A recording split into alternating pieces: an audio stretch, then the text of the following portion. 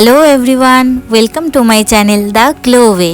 আজকে চলে এসেছি আবারও নতুন একটা রেসিপি নিয়ে, আর সেটা হলো মাটন বিরিয়ানি, যা মোটামুটি কম বেশি সবারই খুব প্রিয়। তো চলুন শুরু করা যাক আজকের রান্না মাটন বিরিয়ানি। শুরুতে 1.5 কিলো মাটন নিয়ে সেটাকে ভালো করে ধুয়ে নিয়েছি। এতে হলুদ আর কাশ্মীরি লঙ্কার গুঁড়ো আগেই দিয়ে রেখেছি। এখন এর উপর দিয়ে দিলাম 1 টিস্পুন গোলমরিচের গুঁড়ো, আর তার মধ্যে দিলাম 1 টিস্পুন কাঁচা লঙ্কা বাটা, আর তার সাথে দিলাম 1 টিস্পুন আদা বাটা। এর মধ্যে দিলাম 1/2 টিস্পুন লাল লঙ্কার গুঁড়ো।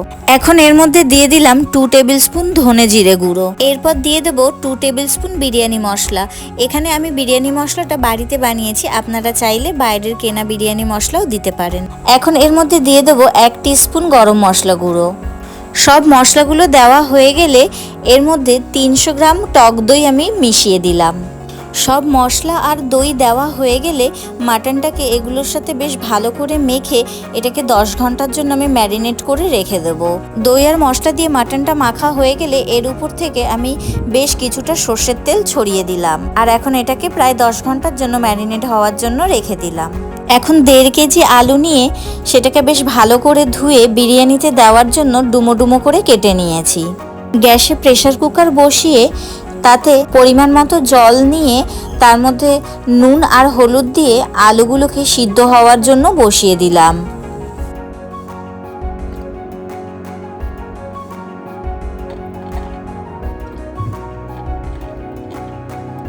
এখন আলুগুলো সিদ্ধ হয়ে গেছে, তাই প্রেসার কুকার থেকে নামিয়ে আলুগুলোর থেকে জল ঝরিয়ে নিয়েছি। প্রেসার কুকার থেকে আলুগুলো নামানোর পর ওই একই প্রেসার কুকারে বেশ কিছুটা তেল দিয়ে তাতে গোটা গরম মশলা দিয়ে দিলাম, আর তার সাথে দিয়ে দিলাম 3টে তেজপাতা। এখন খুন্তি দিয়ে একটুখানি নাড়িয়ে চাড়িয়ে নিয়ে এর মধ্যে ম্যারিনেট করে রাখা মাটনগুলো একে একে দিয়ে দেব। মাটনটা কষানোর সময় এখন আমি কোনো নুন দিচ্ছি না, কারণ নুন দিলে এখানে জল ছেড়ে যাবে, তাই জন্য নুনটা আরেকটু পরে দেব।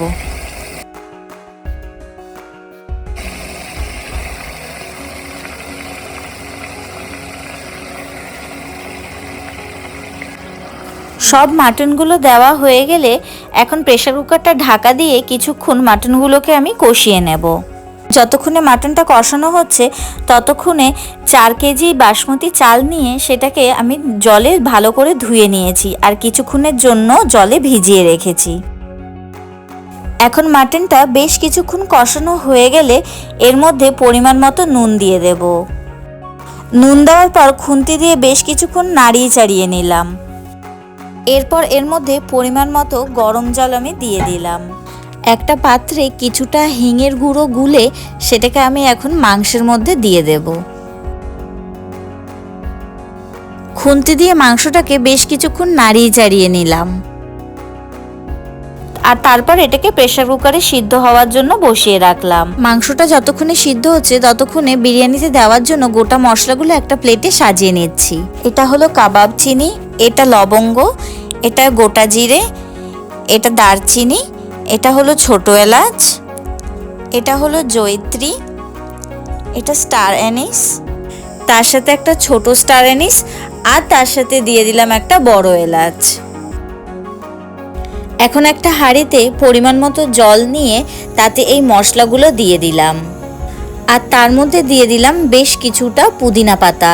এটা অপশনাল, আপনারা চাইলে পুদিনা পাতা দিতেও পারেন, এটা শুধুমাত্র ফ্লেভারের জন্য, আর নইলে না দিলেও হবে। তারপর ঢাকনা দিয়ে হাঁড়িটাকে ঢেকে রাখলাম। হাঁড়ির জল ফুটে উঠলে এর মধ্যে হাতায় করে ভিজিয়ে রাখা বাসমতি চালগুলো দিয়ে দিচ্ছি। সব চালগুলো দেওয়া হয়ে গেলে একটা ছাঁকনির সাহায্যে এর মধ্যে থাকা মশলাগুলোকে আমি ছেঁকে তুলে নিচ্ছি। এখানে সব মশলাগুলো তুলতে না পারলেও যতটা সম্ভব তুলে নেওয়া হলো। এখন আবার ঢাকনা দিয়ে ঢেকে দিলাম হাঁড়িটাকে, যাতে ভাতটা ফুটে ওঠে। আর মনে রাখতে হবে এখানে যেন ভাতটা 80%ই সিদ্ধ হয়। এখানে দেখতে পাচ্ছেন ভাতটা 80% সিদ্ধ হয়ে গেছে, আর বেশ ঝুরঝুরেও হয়েছে। এদিকে প্রেসার কুকারে রাখা মাংসটাও সিদ্ধ হয়ে গেছে, তাই এখন প্রেসার কুকার থেকে মাংসটা নামিয়ে নিলাম। এখন গ্যাসে বিরিয়ানির জন্য বড় হাঁড়ি বসিয়ে তার মধ্যে একে একে প্রেসার কুকারে হওয়ার সিদ্ধ মাংসটা আর আলুগুলোকে হাঁড়িতে সাজিয়ে দিচ্ছি। এখানে আমি প্রেসার কুকারে থাকা সব আলু আর মাংসটাকে একেবারে হাঁড়ির মধ্যে দিয়ে দিলাম, তবে আপনারা চাইলে এখানে লেয়ার করেও দিতে পারেন। সব আলু আর মাংসগুলো দেওয়া হয়ে গেলে মাংসটা সিদ্ধ হওয়ার জন্য প্রেসার কুকারে যে জল দিয়েছিলাম সেই জলটা এখন হাঁড়ির মধ্যে দিয়ে দিলাম। এটা বিরিয়ানিতে গ্রেভির কাজ করবে।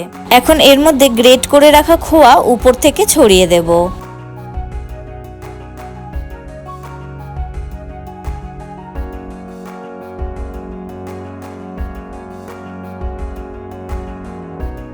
সব খোয়াগুলো ভালোভাবে ছড়ানো হয়ে গেলে এবার উপর থেকে পুদিনা পাতা ছড়িয়ে দিচ্ছি।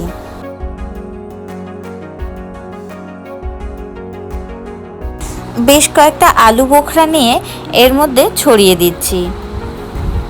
আলু বোখরার পরিমাণটা আপনারা আপনাদের প্রয়োজন মতো নিয়ে নেবেন।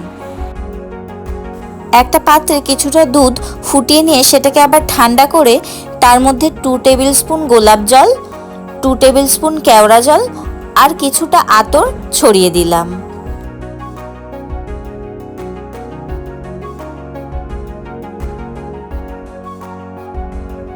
80% সিদ্ধ হয়ে যাওয়া বাসমতি চালগুলোকে নিয়ে এবারে বিরিয়ানির হাঁড়িতে রাখা মাটনের উপর থেকে আমি একটা প্লেটে করে ছড়িয়ে দিচ্ছি। এখানে আমি একটাই লেয়ার করেছি, আপনারা চাইলে এটা ডাবল লেয়ার করেও করতে পারেন।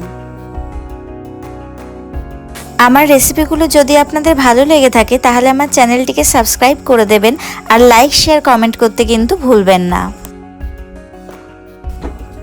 কিছুটা রাইস এই মাংসের মধ্যে দেওয়ার পর এর মধ্যে আমি বিরিয়ানি মশলা ছড়িয়ে দিচ্ছি।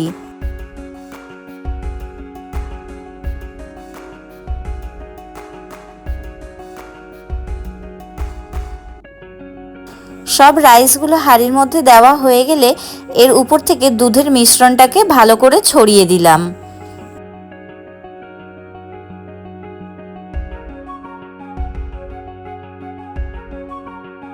আপনারা আপনাদের অ্যাকর্ডিং ঘিটা ছড়িয়ে নেবেন। ঘি দেওয়া হয়ে গেলে এখন বিরিয়ানির হাঁড়িটাকে বন্ধ করে দিয়ে বেশ কিছুক্ষণের জন্য দমে বসিয়ে রাখবো।